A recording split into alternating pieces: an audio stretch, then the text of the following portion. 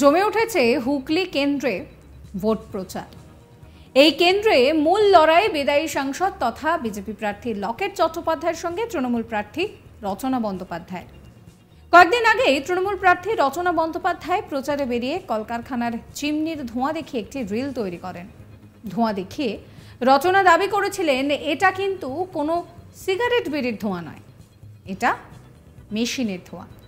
আমি যাতায়াতের পথে সবসময় দেখি। রচনার এই রিলকে কটাক্ষ করে পাল্টা এবার জবাব দিলেন বিজেপি প্রার্থী লকেট চ্যাটার্জি। এই বিষয়ে প্রশ্ন করা হলে তিনি বলেন যে উনি ওনার মতন প্রচার করুক, তবে রিলে দেখানো ধোঁয়া আদৌ কারখানার ধোঁয়া?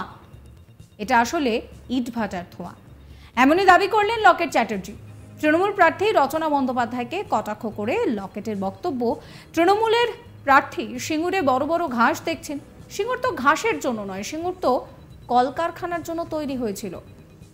আর উনি যেটা সোশ্যাল মিডিয়ায় দিয়েছেন সেটা তো কলকারখানা নয়, ইটভাটার ধোঁয়া ছিল। আপনাদেরকে শোনাবো কি বলছেন লকেট।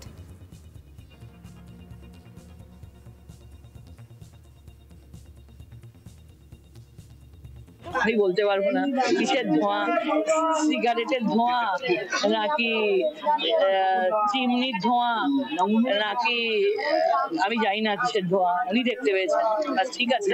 না আমি ভালো, ঠিক আছে, উনি এসেছেন। আমি তো কোনো ডেভেলপমেন্ট দেখতেই পাচ্ছি না। সত্যিই তো বাংলায় ডেভেলপমেন্ট হয়নি। বলুন না একটা কি, যে কোনো বড় কারখানা কি এসছে, বড় কোনো শিল্প কি এখানে এসছে?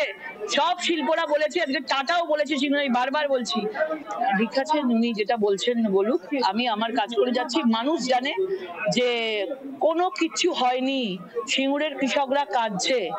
কোন রকম সিঙ্গুরে বুলডোজার দিয়ে মানে টাটাকে উঠিয়ে দেওয়া হয়েছে।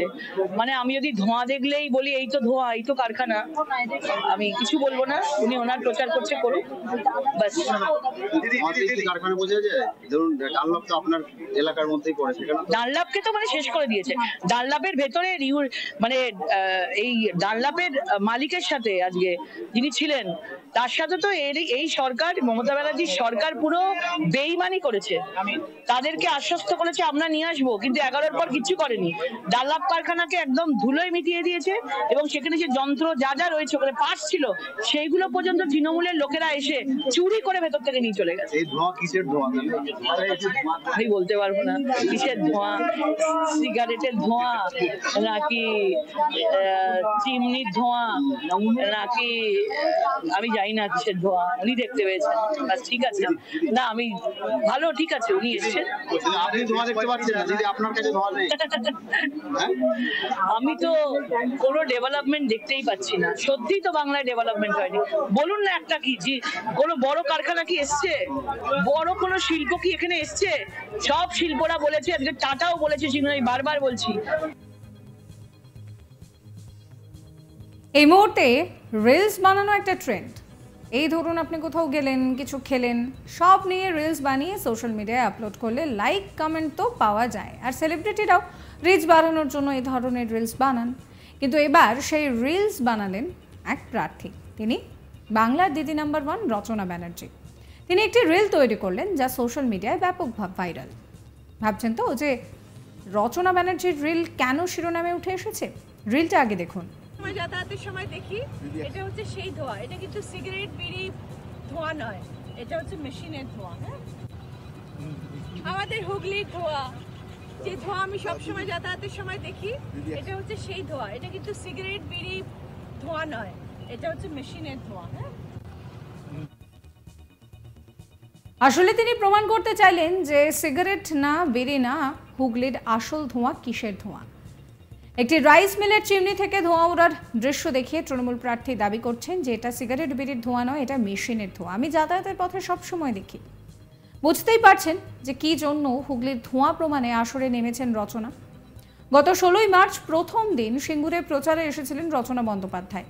তিনি যখন রাস্তা দিয়ে আসছিলেন চারদিকে ধোঁয়া ধোঁয়া দেখেছেন। তিনি বোঝাতে চেয়েছিলেন যে বহু কলকারখানা তৈরি হয়েছে, উন্নতি হয়েছে, তাই চারিপাশে এত ধোঁয়া। পরে অবশ্য তার এই বক্তব্যকে কেন্দ্র করে একাধিক মিম তৈরি হয়। এরই জবাব দিতে বৃহস্পতিবার পান্ডুয়া যাওয়ার সময় রাইস মিলের ধোঁয়া দেখে ভিডিও বানিয়ে রিল বানিয়ে ফেললেন তিনি। আপনাদের সেই ভিডিও আরও একবার দেখাবো। যে ধোঁয়া আমি সবসময় যাতায়াতের সময় দেখি, এটা হচ্ছে সেই ধোঁয়া। এটা কিন্তু সিগারেট বিড়ি ধোঁয়া নয়, এটা হচ্ছে মেশিনের ধোঁয়া। হ্যাঁ, আমাদের হুগলির ধোঁয়া, যে ধোঁয়া আমি সবসময় যাতায়াতের সময় দেখি, এটা হচ্ছে সেই ধোঁয়া। এটা কিন্তু সিগারেট বিড়ি ধোঁয়া নয়, এটা হচ্ছে মেশিনের ধোঁয়া। হ্যাঁ, প্রসঙ্গত কলকারখানা বন্ধের অভিযোগ শ্রমিকদের দীর্ঘদিনের। এবার সেই অভিযোগ উঠতেই হুগলির তৃণমূল প্রার্থী রচনা ব্যানার্জির কথায় শুরু হলো সমালোচনা। তিনি বলেন যে হুগলির সিঙ্গুরে সাংবাদিকরা প্রশ্ন করেন যে হুগলিতে অনেক কারখানা বন্ধ হয়ে গিয়েছে, তার জন্য কি চিন্তাভাবনা রয়েছে। তার জবাবে তারকা প্রার্থী বলেন যে আমি যখন রাস্তা দিয়ে আসছিলাম তখন দেখলাম অনেক কারখানা হয়েছে, যেমনিতে শুধু ধোঁয়াই ধোঁয়া বেরোচ্ছে, চারিদিকে রাস্তাঘাট অন্ধকার। আপনাদের শোনাবো কি বলেছেন রচনা। কিন্তু আমি যখন এলাম তখন তো দেখলাম অনেক কারখানা হয়েছে, চিমনি থেকে শুধু ধোঁয়াই ধোঁয়া, অন্ধকার রাস্তাঘাট, শুধু ধোঁয়া বেরোচ্ছে। এত কারখানা হয়েছে, তাহলে কি করে বলছেন যে কারখানা হয়নি? কারখানা তো হচ্ছে, আরো হবে। দিদি যদি থাকেন আরো অনেক হবে। আমি এটা বলবো যে পশ্চিমবাংলার মানচিত্রে, পশ্চিমবাংলার যে মানচিত্রটা, সেই মানচিত্রে হুগলি জেলা যাতে সব থেকে উপরে থাকে সেটা রচনা বন্দ্যোপাধ্যায় চেষ্টা করবে। সেই চেষ্টা আমি নিশ্চয়ই করব, কিন্তু তার সাথে সেই চেষ্টার সাথে আমরা সবাই সাথ থাকতে হবে। একা তো যুদ্ধে লড়াই যায় না। যদিও এর পাল্টা হুগলির বিজেপির কনভেনার সুবীর নাগ বলেন যে হুগলির সবচেয়ে বড় কারখানা সেটা বন্ধ, জুট মিল প্রায় না চলার মতোই চলছে। কি বলছেন তিনি শোনাবো। এর আগে দুবার অনুষ্ঠান করতে এসেছিলেন, অর্থাৎ হুগলি জেলার মানচিত্র সম্পর্কে তিনি একেবারেই ওয়াকিবহল নন। যদি তিনি জানতেন তাহলে তিনি জানতেন হুগলির সব থেকে বড় কারখানা ডানলপ শাহগঞ্জের টায়ার কারখানা, সেটি বন্ধ হয়ে গেছে। একটার পর একটা কারখানা আমাদের বিস্তীর্ণ হুগলি লোকসভায় যেখানকার তিনি প্রার্থী সেগুলো বন্ধ আছে। আপনি আমাদের দুটো প্রধান জুট মিল, বিশেষ করে চন্দননগর বিধানসভায় গোন্দলপাড়া জুট মিল, সেটা প্রায় না চলার মতো চলছে। এবং তিনি হুগলিতে আসবার পর আমাদের শ্যামনগর জুট মিল ভদ্রেশ্বরে সেটি বন্ধ হয়ে গেছে। অতএব কারখানা তিনি কোথায় পেয়েছেন আমার বোধগম্য হচ্ছে না।